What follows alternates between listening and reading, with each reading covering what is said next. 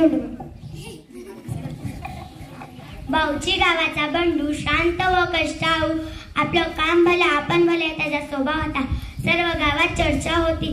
सकाळी लवकर शेतात जायचा, दिवसाभरात काम आटपून घरी यायचा आणि आपल्या मुलीसोबत खेळायचा आणि कट्ट्यावर चक्कर मारायची.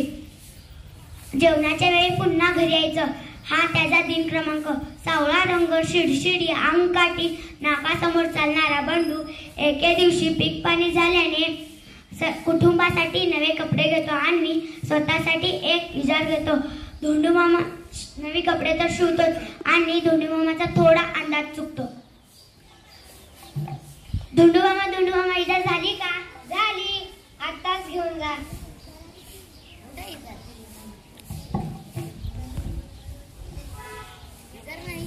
अरे चांगली 4 बोट लांबच झालीये. अगं इजारीचे पाय कापून टाक घालशील का?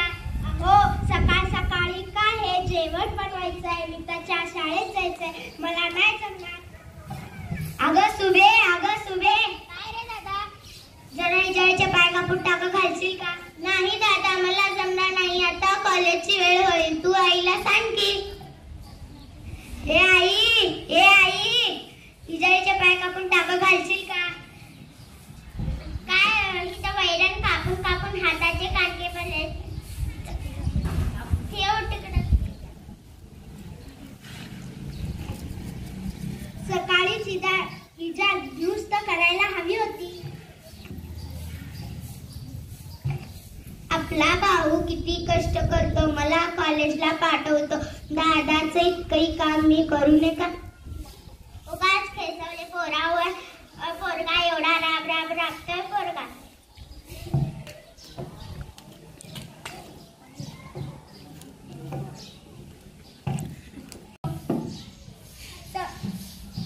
सगळेजण आश्चर्याने पाहू लागतात.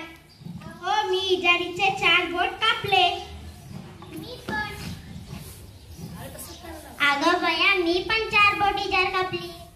आणि मी पण. सगळेजण खिळखिळून हसू लागतात.